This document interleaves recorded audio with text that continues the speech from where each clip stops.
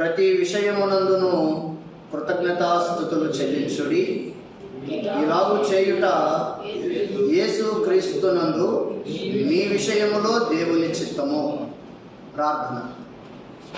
ప్రేమ కలిగిన మా తండ్రి, పరిశుద్ధుడైన మా ప్రభువా, మీకు స్తోత్రాలు నాయనా.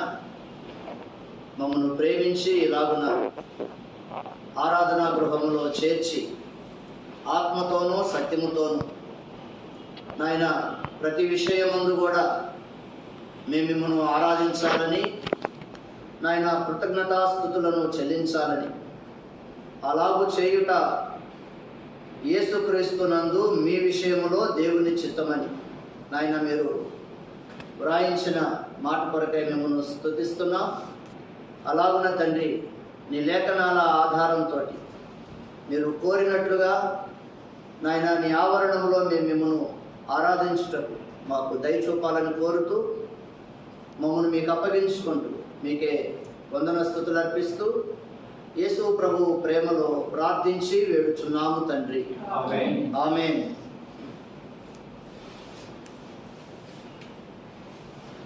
అదే మాట మరొకసారి నేను చదువుతా, దయచేసి జాగ్రత్తగా మాట విందాం. 1 తెస్సలోనికయ 5వ అధ్యాయం 16వ వచనం. ప్రతి విషయమునందును కృతజ్ఞతాస్తుతులు చెల్లించుడి. ఇలాగు చేయుట యేసుక్రీస్తునందు మీ విషయములో దేవుని చిత్తము. చక్కని మాట. దేవుని పిల్లలైన వారి జీవితాల్లో దేవుడు కోరుతున్నది ఏంటంటే, ప్రతి విషయమందును కృతజ్ఞతాస్తుతులు చెల్లించుడి. ఇలాగ చేయుట యేసుక్రీస్తునందు మీ విషయంలో దేవుని చిత్తం. అందుకనే మరో చోట మాట ఏముందనంటే, దేవుని కోరిక సంఘములో నుండి దేవునికి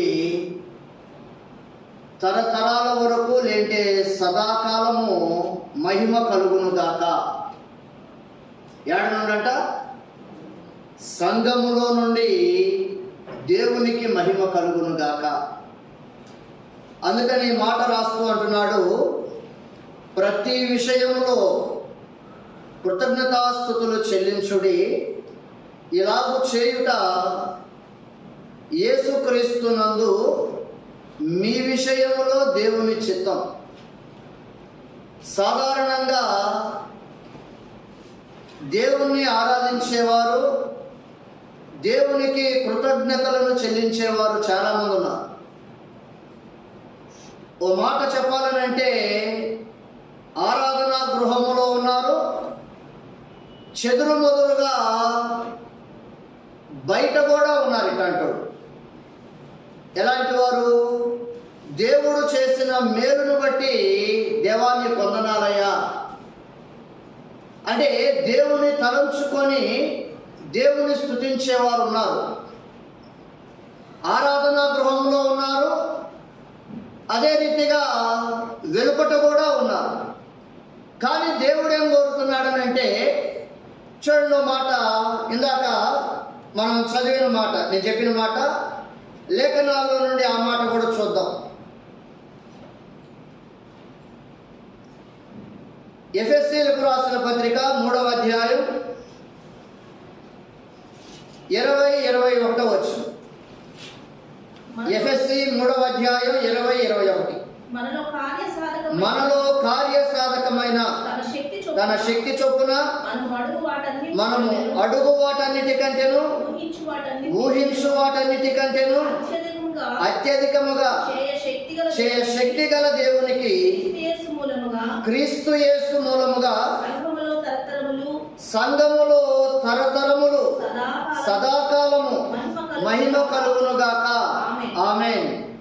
అంటే దేవుని కోరిక ఏంటనంటే, బయట ఉన్నవారి కంటే కూడా సంఘములో ఉన్నవారు, లేంటే సంఘముగా చేర్చబడిన వారు, వారిలో నుండి తరతరాల వరకు సదాకాలం మహిమ కలగాల. అది దేవుని యొక్క ఉద్దేశం. ఇలాగున చేయుట యేసుక్రీస్తునందు మీ విషయంలో దేవుని చిత్తం. బయట వాళ్ళు ఎట్లా ఉంటారా ఏంటా అన్నది అది వేరే విషయం. ఎవరైతే క్రీస్తు రక్తంలో కడగబడ్డాం, లేదనంటే ఆయన సొత్తుగా మార్చబడ్డాం, ఆయన యందు విశ్వాసం ఉంచాం, ఇదిగో మేము ఆయన సొత్తైన జనముగా ఎంచబడ్డాం.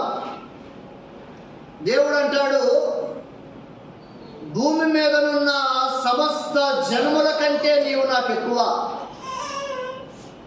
సంఘము ఎలాంటిదంట దేవునికి? భూమి మీదనున్న సమస్త జనముల కంటే ఎక్కువ అంట. అందుకనే మందిరంలో కూడా మాట ఏముంది ఇక్కడ? మిమ్మును ముట్టినవాడు తన కనుగుడ్డును ముట్టిన వారితో సమానం. అంటే మనకు అంత దృష్టి, అంత ఆలోచన మనకు లేదు. కానీ ఆ దేవుడు ఏమంటున్నాడనంటే, మిమ్మును ఎవడైనా ముట్టితే ఎలా వినించుకుంటున్నాడు? తన కనుగుడ్డును ముట్టిన వానితో సమానం. అంటే ఆలోచన చేయండి. అంటే నీ స్థానం ఏంటో, నీ విలువ ఏంటో, లేదంటే దేవుడు నిన్ను ఎంత ఎక్కువగా ఎంచుకుంటా ఉన్నాడు. కాబట్టి ఇట్లాంటి వాళ్ళైన నా ప్రజలలో నుండి నాకేం కావాలా? ఏదో నాకు ఇష్టం వచ్చినప్పుడు ఆరాధన చేస్తా, కష్టం వచ్చినప్పుడు నేను మానుకుంటా అంటే అట్లాంటిది కాదు. అట్లాంటి పని ఎవరు చేస్తారంట? ఇష్టమైతే ఆరాధించటం, ఇష్టం లేకపోతే ఆ ఆలోచనే, అసలు ఆ తాకిడే ఏమీ ఉండదు. ఇలాంటివి చేసేది ఎవరు?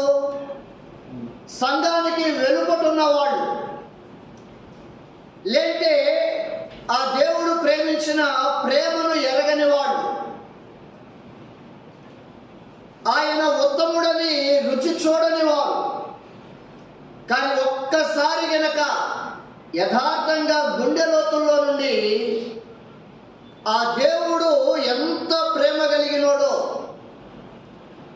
లేదనంటే ఎంత మంచివాడో నిజంగా గనక నీవు ఆయనను రుచి చూచి ఉన్నట్టయితే, అలాంటి వారి తన వారిలో నుండి ఏం కోరుతున్నాడు? ప్రతి విషయమందును కృతజ్ఞతాస్తుతులు చెల్లించుడి. హెబ్రోను ఆరాధనా గృహములో నుండి అట్టంటోళ్ళు కావాలా నాకు? ఎలాంటోళ్ళు కావాలా? పరిస్థితులు ఏది ఏమైనా కానీ వాటితో సంబంధం ఏమి లేదు. నన్ను, నా దేవుణ్ణి మరణము తప్ప, మరణమే కాదు కదా, ఏది కూడా ఒకవేళ మరణించిన తర్వాత కూడా ఆయనతో మనం ఏమవుతామనంటే ఆయన రూపంలోనికి మార్పు చెందుతాం. సదాకాలం ఆయనతోనే మనం నివాసం చేస్తాం. కాబట్టి ఆరాధన చేయబోయే ముందు కూడా మనం ఏం చేయాలనంటే ఆలోచన చేయాలి. సాధారణంగా మనకేం అలవాటు? బలలో పాలు పొందబోయే ముందు పరీక్షించుకుంటాం. కానీ దేవుణ్ణి ఆరాధించే ముందు కూడా ఆలోచనాత్మకంగా పరీక్షించుకోవాలా? బైబిలే చెప్తుంది. సౌలుతో అంటాడు, ఆలోచించుము, బలులు అర్పించేదానికంటే మాట వినుట శ్రేష్టము కదా. అనాలోచనగా మాట వినకుండా బలర్పించేది కాదు. దేవుడిని ఆరాధించబోయే ముందు చిన్న ఆలోచన ఉండాలి. ఈ ప్రభుదినం కొరకై దేవుడు ఏం కోరుతున్నాడనంటే, ప్రతి విషయములో ఆయనకు కృతజ్ఞతాస్తుతులు చెల్లించాలా. ప్రతి విషయంలోనంటే ఏమేమి ఉంటాయి? అందులో సంతోషము ఉంటుంది, దుఃఖం కూడా ఉంటుంది.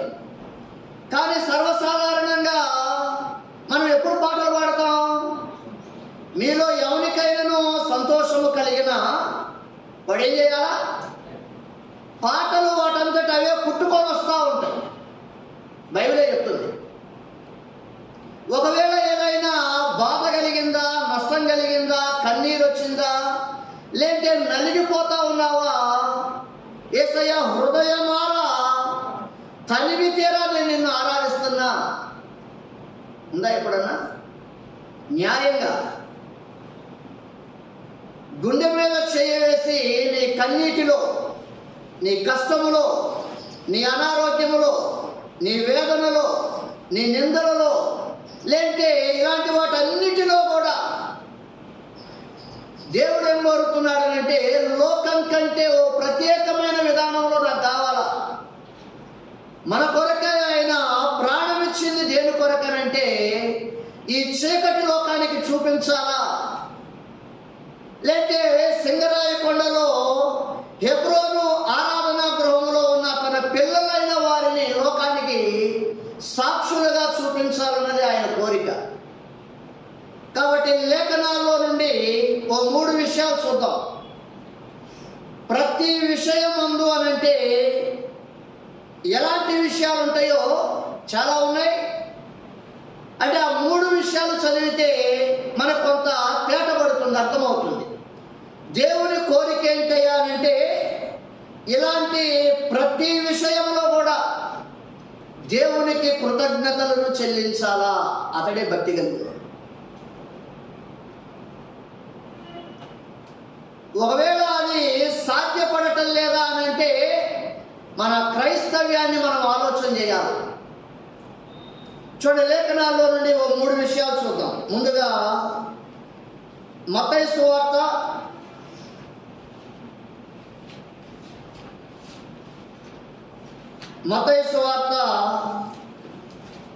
8వ అధ్యాయం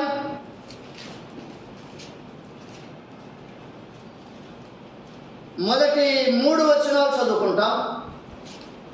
8వ అధ్యాయం 1 3 వచనాలు. ఆయన ఆ కొండ మీద నుండి దిగి వచ్చినప్పుడు బహుజన సమూహములు ఆయనను వెంబడించెను.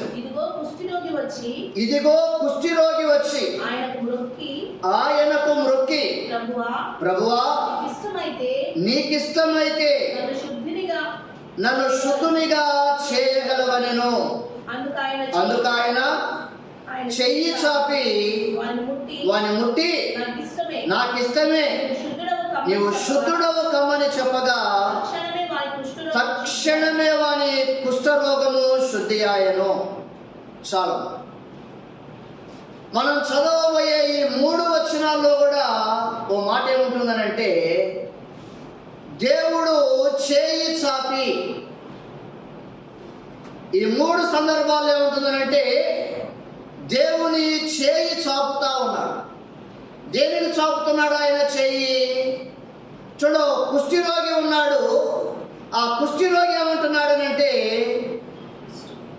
ఆయనకు మ్రొక్కి, ప్రభువా నీకిష్టమైతే నన్ను శుద్ధునిగా చేయగలవనెను. ఎందుకనంటే ఓ కుష్ఠిరోగిని ఎవ్వరు కూడా పొర్రపాటున కూడా ఎవ్వరు కూడా ఇష్టపడరు. అది ఎరిగిన వాడే ఏమంటున్నాడంటే ప్రభువుకి మ్రొక్కి, ప్రభువా నీకిష్టమైతే నన్ను శుద్ధునిగా చేయగలవు. కొన్ని పర్యాయాలు మన ప్రార్థన కూడా ఇట్లనే ఉంటుంది కదా. ఎందుకనంటే చాలా పర్యాయాలు అడిగి మనకు పాట ఉంది, ఎరిగి చెడిపోయిన వాళ్ళం మనం. అంటే తెలియక పాడైన వాళ్ళం కాదు మనం. తెలిసి పాడైపోయిన మీదట మరలా దేవుణ్ణి అడగటానికి చాలా సంకోచించాం.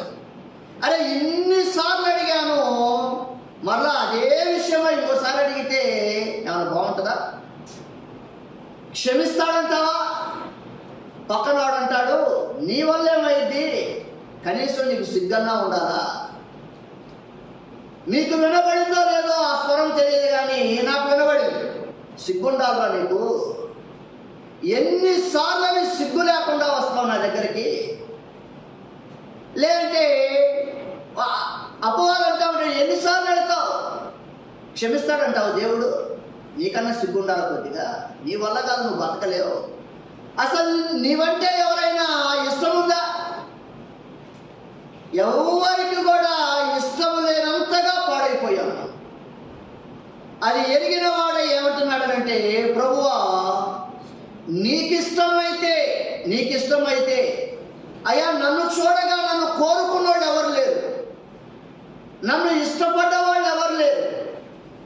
చూడండి, హెచ్కేలో ఉంటుంది, మన మీద జాలి పడ్డ వాళ్ళు ఒక్కడు కూడా లేరంట. నేనంటే బాగానే ఉంటున్నారుగా చాలామంది అని అనుకుంటాం. నీ సంగతంతా లోపలంతా నీవు చెప్పి చూడు, అంత ధైర్యం ఉంటే. ఎవరెవరికో వద్దు, నీకు జన్మనిచ్చిన నీ తల్లికి చెప్పి చూడు, నీ తల్లి ఏమంటుందో చూడు. నన్నైతే మమ్మీ ఏమంటుందంటే, నా కడుపుని చెడబుట్టావు కదరా. ఒక్కోసారి అనేది మమ్మీ ఏమనేదంటే, జనాభా లెక్కకు తక్కువ అవుతారని కొడతారు మీలాంటి వాళ్ళు. అంటే అంతకు మించి మీ వలన, మీలాంటి వాళ్ళ వలన ఏ ప్రయోజనం లేదు. ఆలోచన చేద్దాం. అట్లాంటి వాడు ప్రభువునకు మొక్కి, ప్రభువా నీకు ఇష్టమైతే అంటే దేవుడు ఏమన్నాడు, నాకిష్టమే. ఆలోచన చేయండి. నువ్వు వెళ్ళి ఎవరినైనా అడిగి చూడు, నేనంటే నీకు ఇష్టమేనా? అప్పుడప్పుడు మనకి కొంతమందిని అడుగుతూ ఉంటాం, నేనంటే నీకు ఇష్టమా? ఆ చెప్పేవాళ్ళు కూడా నిజం చెప్పరు, భయపడి చెప్తారు. నిజమండి. లేదనంటే ఏదన్నా అనుకుంటారేమో అని చెప్పేసి మనసు చంపుకొని తెలిసి అబద్ధం ఆడుతుంటారు. కానీ యేసయ్య ఎలాంటి వాడనంటే, నువ్వంటే ఎవరికి ఇష్టం లేకపోయినా, నిన్ను ఎవరు దగ్గరికి చేర్చుకోకపోయినా, లేదంటే నీ ఎదుటబడి ఎవరు నీ ఎదుటగా రాకపోయినా కూడా ఆ ప్రభు అంటున్నాడు, నాకిష్టమే అని ఏం చేస్తున్నాడు? చేయి చాపి వాడిని ముడతా ఉన్నాడు. ముట్టగానే ఏమయ్యాడంట? శుద్ధుడైపోయాడు. ఆలోచన చేయండి. ఒక భయంకరమైన వ్యాధి, ఎన్ని విధాలు కూడా పోనటువంటి ఆ వ్యాధి ఆయన చేయి చాచి అలా ముట్టగానే, ఇది మామూలు మనకు అర్థం కాదు. ఎందుకంటే ఏ రోగం లేదు, ఏ బాధ లేదు, ఏ కష్టము లేదు. ఆరోగ్యం యొక్క విలువ, ఆ భాగ్యం ఎంతలో అంత తెలియదు మనకి. ఎవరికి తెలిసింది? పోరాటం చేస్తున్నారు చూసారా? మా దేవుడు మమ్మల్ని ఎప్పుడు కరుణిస్తాడా, మా దేవుడు మా మీద ఎప్పుడు జాలి పడతాడా, మా దేవుడు మమ్మల్ని ఎప్పుడు కటాక్షిస్తాడా అని ఆ దేవుని ఆరోగ్యం కొరకై ఎదురు చూస్తా ఉన్నారు. అలాంటి వారు బాగుపడ్డారనుకోండి, తక్షణమే ఆయన చెయ్యి చాచట ముట్టగానే తక్షణమే బాగయ్యాడు. అలాగున చాలా మంది ఉన్నారు కదా. అప్పుడు ఏం చేస్తారు వాళ్ళు? ఏం చేస్తారు? చూడలాంటి ఘోరమైన లేంటే నయం కానటువంటి రక్తస్రావం కలిగిన స్త్రీ ఉంది. తన కలిగినదంతా వేపరిచింది, మొత్తం పోగొట్టుకుంది, ఎక్కడ కూడా బాగుపడ్డా. చివరిగా ఆయన వస్త్రపు చెంగును ముట్టినా నేను బాగుపడదని అనుకుంది. వెనకాలగా వచ్చి ముట్టింది. ఆ దేవుని ప్రభావం ఆమెలోనికి బయలు వెళ్ళి బాగుపడింది. ఎట్లా ఉంటుందండి?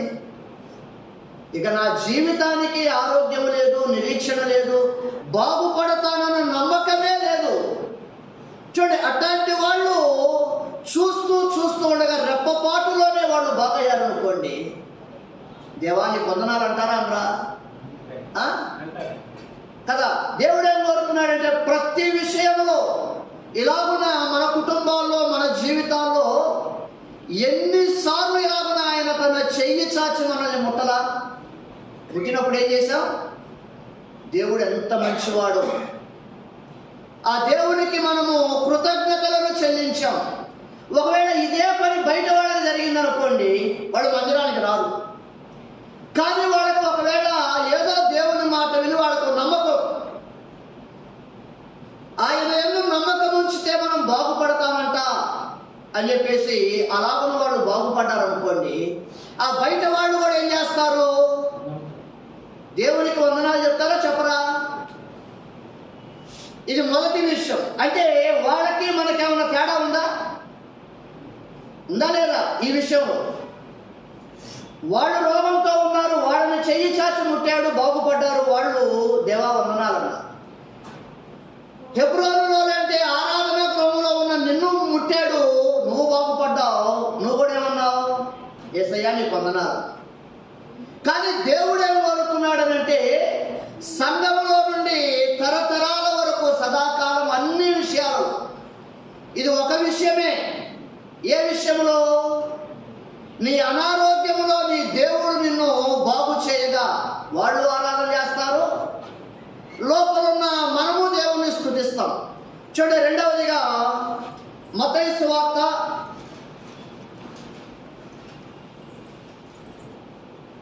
14వ అధ్యాయము 28వ వచనం, 28 నుండి 31వ వచనం వరకు. పేతురు ప్రభువా నీవే అయితే నేల మీద నడిచి నీ యొద్దకు వచ్చుటకు నాకు సెలవిమ్మని ఆయనతో అనెను. ఆయన రమ్మనగానే పేతురు దోణి దిగి యేసు వద్దకు వెళ్ళుటకు నేల మీద నడిచెను గాని గాలిని చూచి భయపడి మునిగిపోసాగి ప్రభువా నన్ను రక్షించుమని కేకలు వేసెను. వెంటనే యేసు చెయ్యి చాపి అతన్ని పట్టుకొని, చాలు అమ్మా, మొదటి విషయంలో చెయ్యి చాపి ఏం చేశాడంట? చెయ్యి చాచి ముట్టాడు, బాగుపడ్డాడు. వారు దేవుణ్ణి స్తుతించారు, చాలా మంచిది. అలాగనే రెండవ సందర్భంలో చూడండి, అలాగున విశ్వాస యాత్ర జీవితంలో మన జీవితం అంతా కూడా సాఫీగా ఏం సాగదండి. ఎవరైతే ప్రభునందు విశ్వసించారో, చూడండి ఇక్కడ వ్రాయబడిన మాట, పేతురు అన్నాడు, ప్రభువా నీవే అయితే నేల మీద నడిచి వచ్చుటకు నాకు సెలవిమ్మంటే రమ్మన్నాడు. పేతురు కూడా నేల మీద నడిచాడు. కొంత నడిచిన మీదట గాలిని చూచి భయపడి మునిగిపోసాగాడు. మనం ఎవరిని చూడాలా? ఎబ్రిల్ అంటాడు కదా, యేసు వైపు చూచుచు పంజపు రంగములో ఓపికతో పరిగెత్తాలి. యేసు వైపు చూచుచు. చూడు, మన విశ్వాస యాత్రలో మనము ఎవరిని చూడాలనంటే యేసును మాత్రమే చూడాలి. మన ఆరంభ దినాల్లో మనం ఎవరిని చూచాం? ప్రభునే చూస్తూ వచ్చాం. కానీ దినాలు గడిచే కొద్దీ ప్రభువు మీద నుండి మన దృష్టి ఏమైపోయింది?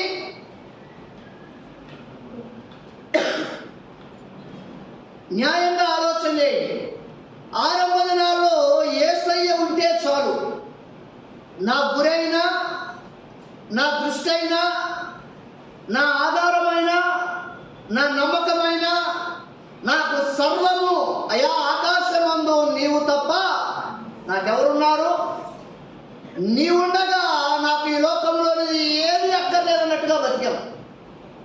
కానీ దినాలు గడిచే మీదట, కొంత దూరం నడిచిన మీదట పేతురు యేసు వైపు నుండి దృష్టి ఏం చేశాడు? గాలి వైపు మరలించాడు.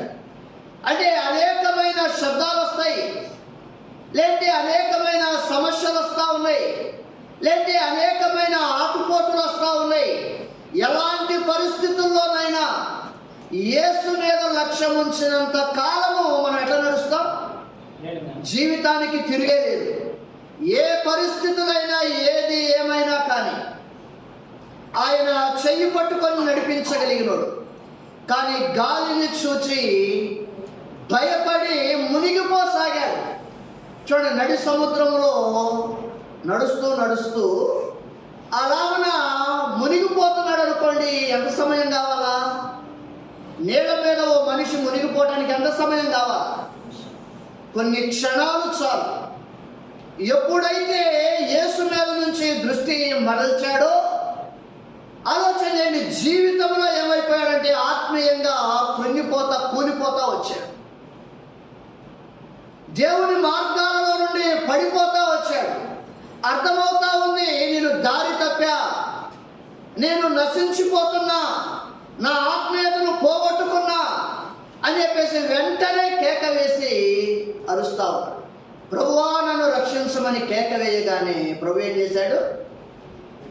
చెయ్యి చాచి అతన్ని పట్టుకొని లేవనెత్తాడు. ఒకవేళ ప్రభువే చెయ్యిచ్చి పట్టుకోకపోతే ఏమై ఉండేవాడు? అనుమానమే లేదు. అంటే పేతురికి తన మరణము, తన చావు తన కళ్ళ ముందు కనబడతా వచ్చింది. భయపడిపోయాడు. ఇక దేవుడు తప్ప నాకు వేరే దిక్కు లేదనుకున్నాడు. కేక వేశాడు, చెయ్యి చాచి పట్టుకున్నాడు. ఆలోచన చేయండి, నేను ప్రభువుని ఆరాధించాలా, దానికోసమే పరిగెట్టుకొని దేవుని మందిరానికి వచ్చా. ఉన్నారట అంటోళ్ళు ఎవరన్నా? న్యాయంగా ఎందుకు వచ్చావమ్మా నువ్వు ఈరోజు దేవుని మందిరానికి అనంటే పరిగెట్టుకొని వచ్చేవాడు కావాలా. ఈరోజు మందిరానికి రావటమే కనా కష్టం అయిపోయింది. ఈ దినాలు కానీ లేంటే ఈ పరిస్థితులు చూస్తూ ఉంటే 7 కోటే తక్కువ.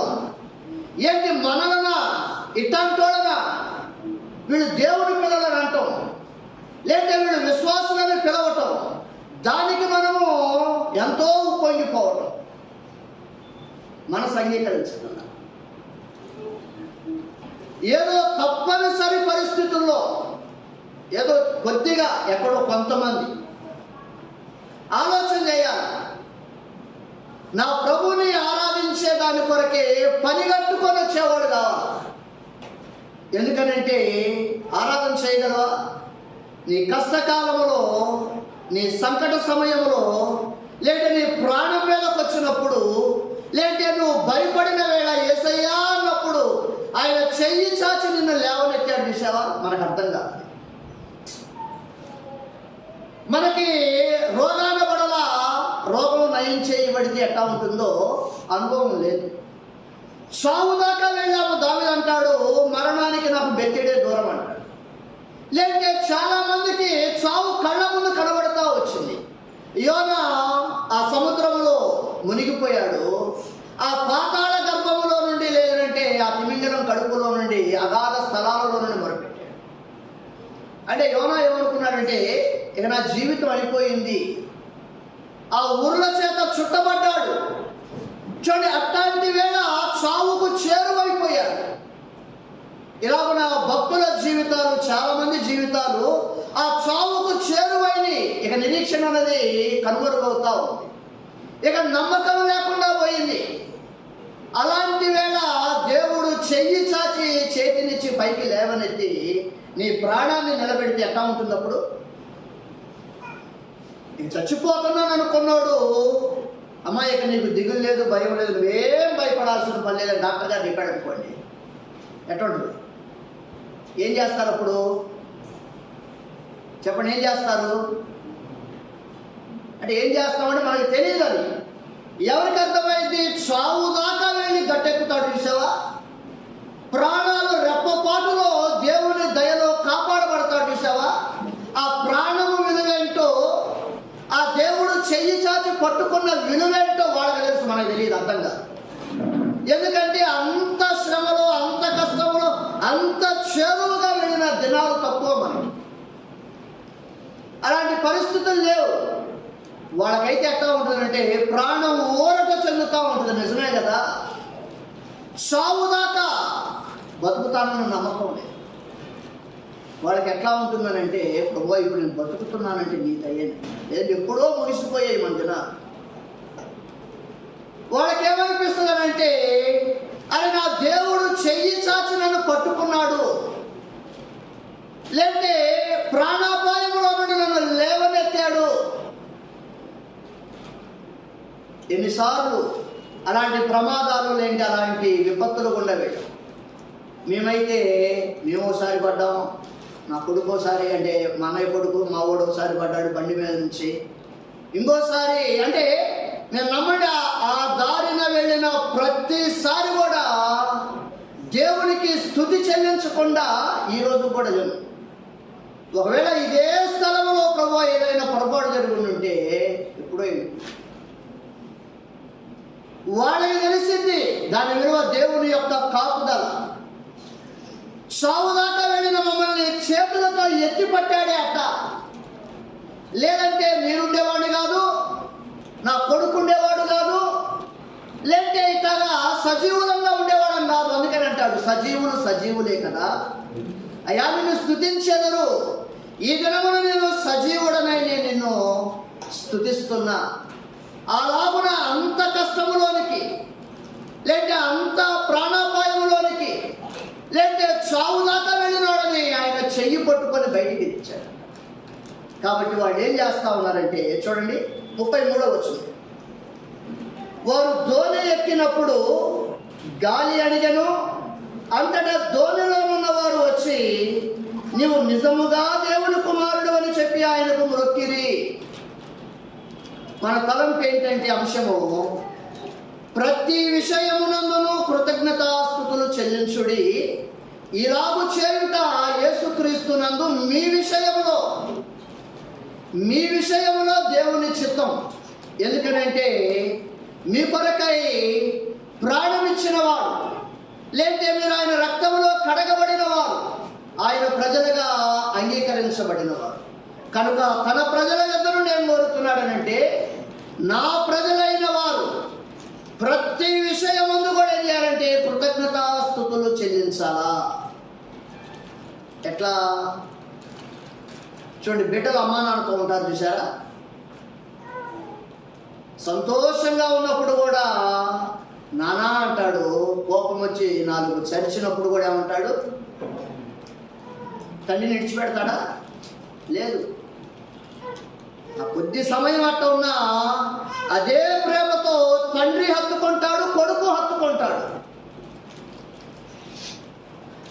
చూడు, ఒకవేళ ఇలాగున ఎవరినైనా చావుకు చేరువు నుండి ఎవరినైనా దేవుడు రక్షించాడు అనుకోండి, వాళ్ళు తప్పకుండా దేవుని స్తుతిస్తారా స్తుతించరా?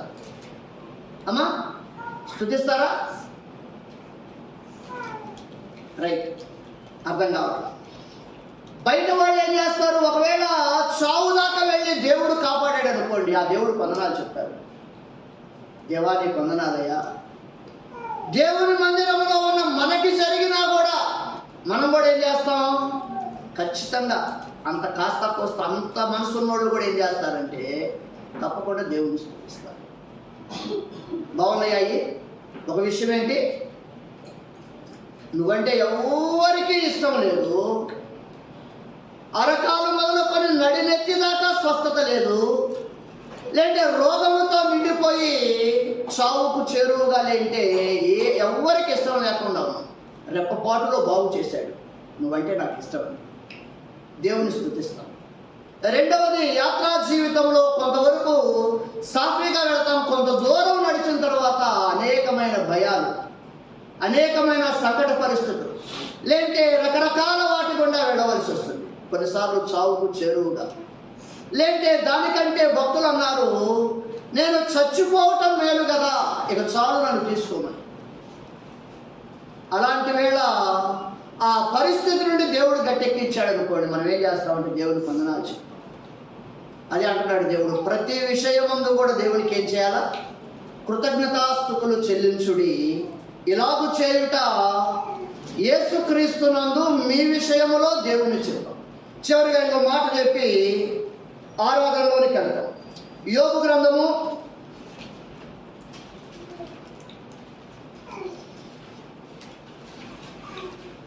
1వ అధ్యాయం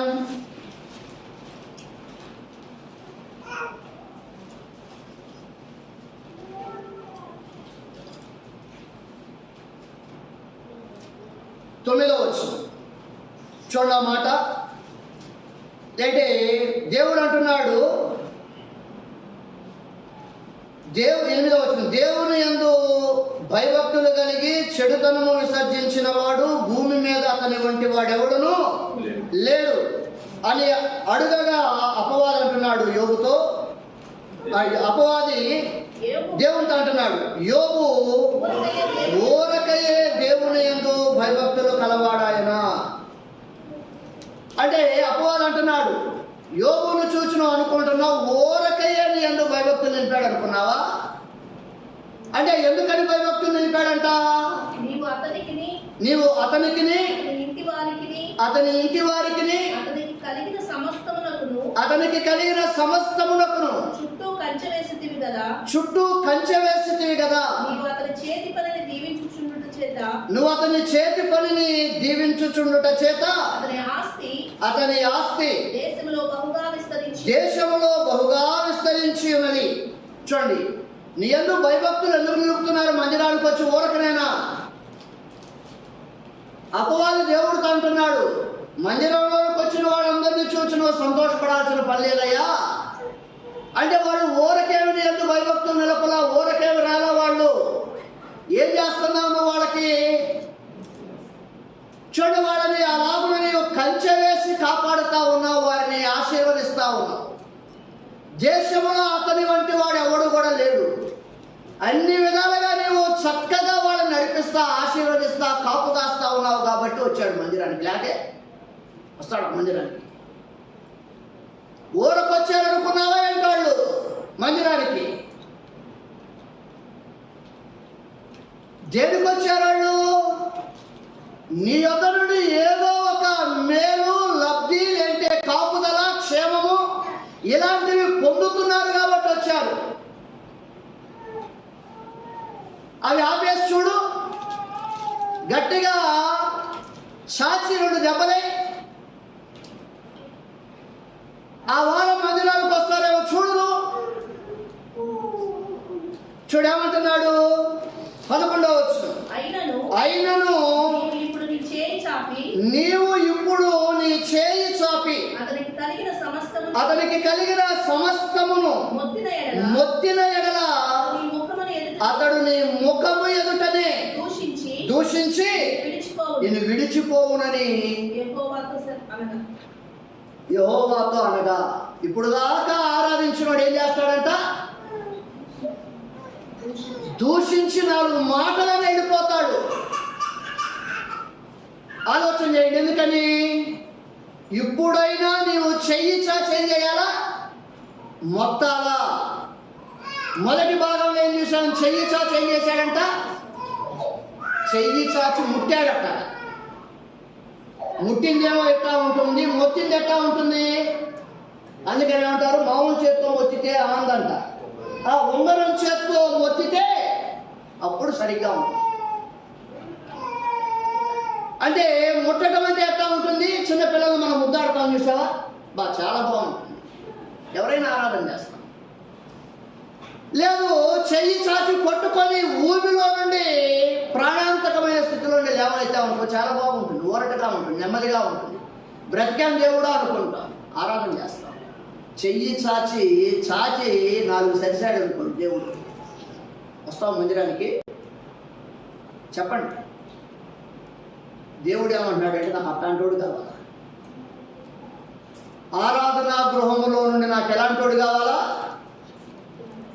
చెయ్యి చాచి మొత్తినా కూడా సవాలుగా నిలిచేవాడు కావాలా? సాక్షిగా నిలిచేవాడు కావాలా? భార్య అపవాది చెప్పినట్టే చేసింది. ఏమంది? నిన్ను దూషిస్తాడు, దూషించి వెళ్ళిపోతాడు కదా. భార్య ఏమంది? ఇంకా దేవుడు అంటాడు ఎందుకు, పోయి దూషించి పోయి సాగు. అంటే వీళ్ళకి దేవుడు దేనికి కావాలా? అది భక్తి కాదు, అది బతుకు కాదండి. అందుకే ఇక్కడ ఇట్లాంటి పని ఎవరు చేస్తారంటే వాళ్ళు చేస్తారు. నాకు వాళ్ళకంటే విశేషమైన వాళ్ళు కావాలా? కన్న తండ్రిని అర్థం చేసుకునేవాడు కావాలా? అందుకని హెబ్రీలో ఏమంటాడంటే, తండ్రి శిక్షలో పాలు పొందని వాడు దుర్బీజుడే గాని కుమారుడు కాడు. అంటే పెట్టినంత వరకేనా నాన్న? దెబ్బ పట్టినప్పుడు నాన్న కాదా? మన అమ్మా నాన్నలు మనల్ని దండించారా లేదా?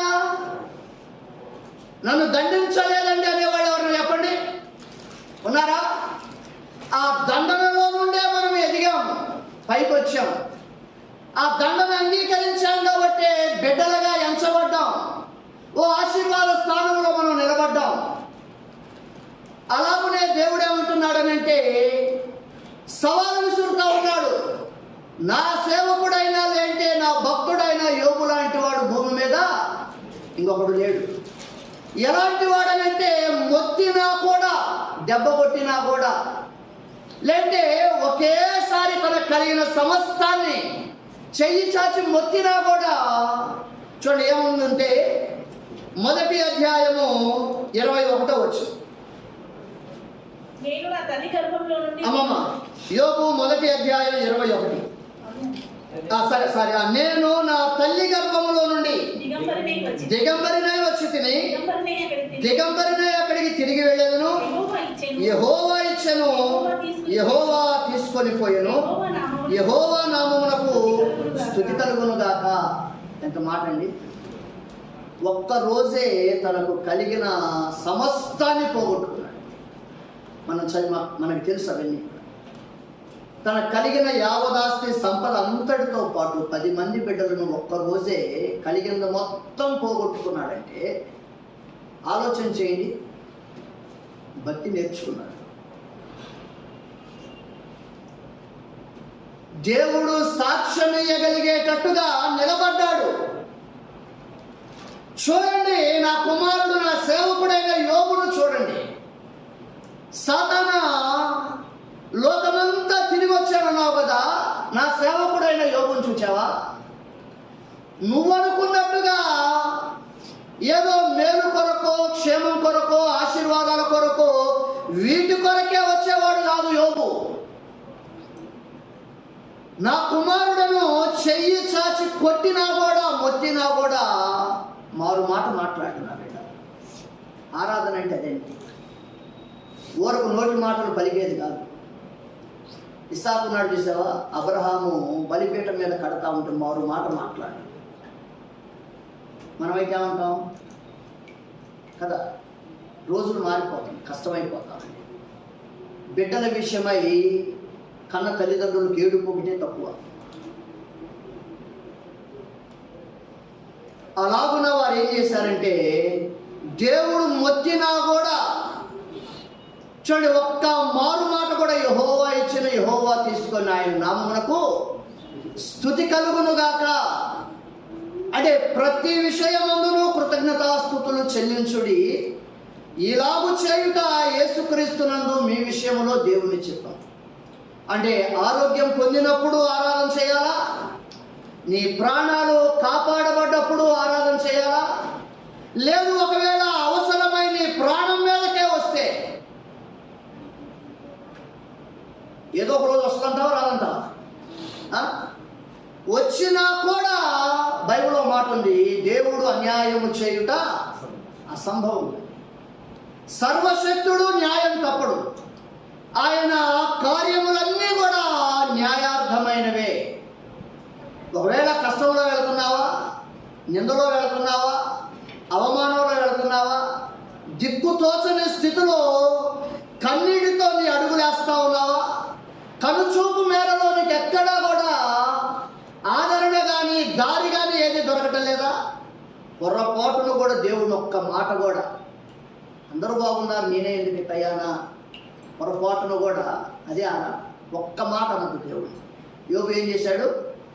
ఇంకా కింద మాట, తన నోటి మాటతోనైనా కూడా ఈ సంగతులలో ఏ విషయమందును యోబు ఏ పాపమును చేయలేదు, దేవుడు అన్యాయము చేసిన నీవు చెప్పలేదు. చూడు, అదే అండి ఆరాధన. ఆరాధన అంటే ఏంటి? దేవుడు ఏ అన్యాయము చేయాలి. ఏది తనకు కలిగిన మొత్తం ఒక్కనాడే పోయినా, 10 మంది బిడ్డలు చచ్చిపోయినా, అపవాది వచ్చి అంటున్నాడు, ఇంకొక ఛాన్స్, ఇంకొక్కసారి నువ్వు నేను తేలిపోయింది ఇప్పుడు అని అంటే, దేవుడు ఏం చేస్తున్నాడంటే, రెండోసారి కూడా అవకాశం ఇస్తాను, కానీ తన ప్రాణం మీద మాత్రం నీకు అధికారం లేదని అంటే. చూడండి, 2వ అధ్యాయంలో ఆ మాట చదువుకొని మనం ముగించుకుంటాం. ఏం చేశాడు చూడండి, 3వ వచనంలో అంటున్నాడు దేవుడు, మధ్యలో నుంచి చదువుతున్నా నేను, నిష్కారణముగా అతనిని పాడు చేయుటకు నీవు నన్ను ప్రేరేపించినను. కారణమేమి లేదండి. కొన్నిసార్లు అని నా జీవితంలో అన్నీ పోగొట్టుకోవటానికి ఏం చేశాను నేను? లేదు నా బిడ్డలందరూ కూడా అయిపోవటానికి నేను ఏం చేశా? కొన్నిసార్లు జవాబు దొరకనట్టుగా అనిపిస్తుంది. కానీ దేవుడు ఏమన్నాడు? నిష్కారణంగా నీవు నన్ను ప్రేరేపించావు. ప్రేరేపించినా కూడా ఏం చేయలేదంట. అతడు ఇంకనూ తన యథార్థతను వదలక నిలకడగా ఉన్నాడనగా అపవాది అన్నాడు, చర్మము కాపాడుకొనుటకై చర్మమును, తన ప్రాణమును కాపాడుకొనుటకై తనకు కలిగినది యావత్తును నరుడిచ్చును కదా. ఇంకొక్కసారి నీవు చెయ్యి చాపి అతని ఎముకను అతని దేహమును మొత్తిన ఎడలా అతడు నీ ముఖము ఎదుటనే దూషించి నిన్ను విడిచిపోతాడు. దేవుడే ఉన్నాడంటే ఇంకొకసారి నీ చెయ్యి చాచి చేయాలా?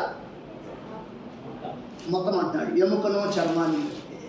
చూడండి ఎంత బాధ అంటే అండి, యోబు భయమేస్తుంది. మనకి చదవటానికి కూడా భయమేస్తుంది. అంత భయంకరమైన విధానంలో చూడు యోబును మొత్తినా కూడా మారు మాట కూడా కింద అంటున్నాడు. చూడండి ఆ మాట చదువుకొని మనం ఆరాధనలోనికి వెళ్తాం. 10వ వచనం. అందుకతడు మూర్ఖురాలు మాట్లాడినట్లు మేము మాట్లాడుచున్నావు. మనము దేవుని వలన మేలు అనుభవించుదమా, కీడును మనము అనుభవింపతగదా అనెను. ఈ సంగతులలో ఏ విషయమందును యోబు నోటి మాటతోనైనను పాపం చేయలేదు. చూడండి తన భార్యతో కూడా ఏమంటే మూర్ఖురాలు మాట్లాడినట్టు మాట్లాడుకున్నాం. మన దగ్గరకు వస్తారు, చాలామంది వస్తారు. ఇంకెందుకు ఇంకా దేవుడు అని మందిరానికి పోతున్నావు? ఎంతోమంది మనల్ని కృంగదీసేవాళ్ళు, నిరాశపరిచేవాళ్ళు మన ఇంట్లో ఉంటారు, లేదంటే మన ఇరుగు పొరుగులో ఉంటారు. కానీ యోబు అన్నాడు, మూర్ఖురాలు మాట్లాడినట్టు మాట్లాడుతూ ఉన్నావు. ఈ మాట మనం మాట్లాడదగిన మాట కాదు. ఒకవేళ లోకంలో ఉండేవాళ్ళు అనుకుంటారేమో, ఒకవేళ చాచి చావు దాకా వెళ్ళేటట్టు కొట్టాడు అనుకోండి, మొత్తాన్ని కూలగొట్టాడు అనుకోండి దేవుడు, వాళ్ళు ఏమంటారు? బయట వాళ్ళు ఏమంటారు? దేవానికి వందనాలు అంటారా? అనలేదు. సంఘానికి బయటకి ఉన్న వ్యత్యాసము, తేడా ఏంటనంటే అదే. అందుకని అంటున్నాడు, ఇది ఎవరికి సాధ్యమయ్యానంటే ఆ తండ్రిని ఎరిగిన వారికి మాత్రమే సాధ్యమని. ఒకవేళ మా నాన్న ఎంతగా నన్ను కొట్టాడనంటే నా మేలు కోసమే కొట్టుండాలి, అనుమానమే లేదు కనుక. అలాగున ఎవరైతే తండ్రిని ఆ తల్లిని ఎరగగలిగిన వాడిగా ఉన్నాడో అది ఆరాధన. దేవుని కోసం నష్టపోవటానికి ఇష్టపడతా ఉన్నాడు. చూసారా? ఎన్ని పోయినా కూడా మారు మాట కూడా, ఏ విషయంలో కూడా నోటి మాటను బట్టి కూడా యోబు పాపం చేసిన. యెహోవా ఇచ్చెను, యెహోవా తీసుకుని, ఆయన నామమునకు స్తుతి కలుగును. 3 విషయాలు. ప్రతి విషయమందును కృతజ్ఞతాస్తుతులు చెల్లించుడి, ఇలాగు చేయుట యేసుక్రీస్తునందు మీ విషయంలో దేవుని చేత. ఆరాధన చేయాలని ఆశపడుతూ వచ్చాను. చూసారా? ఒక్కసారి ఆలోచించాను. ఇలాగున ఒకవేళ 3 సందర్భాలు మన జీవితాల్లో వచ్చినాయి అనుకోండి. మొదటి విషయం ఏం చేస్తాం? ఆరాధిస్తాం. రెండో విషయంలో ఏం చేస్తాం? ఆరాధిస్తాం, అనుమానమే లేదు. ఒకవేళ 3వ విషయం దాకా వచ్చామనుకోండి, ఆరాధన చేయగలమా? నిజంగా మన భాగ్యం గొప్పది అంటాడు కదా, ఓ ఇశ్రాయేలు నీ భాగ్యం ఎంత గొప్పది, యెహోవా నిన్ను రక్షించిన ఎడల నిన్ను పోలినోడవు. దేవుడు కోరిక ఏంటనంటే, ఓ దెబ్బ కొట్టి నా బిడ్డ ఎంత మంచోడో, నన్ను ఎంత అర్థం చేసుకోగలిగినోడో లోకానికి చూపించాలన్నది దేవుడి కోరిక కదా. ఇలాగున ప్రతి విషయంలో కూడా కృతజ్ఞతాస్తుతులు చెల్లించాలా, అది మన విషయమై దేవుని చెప్పాలి.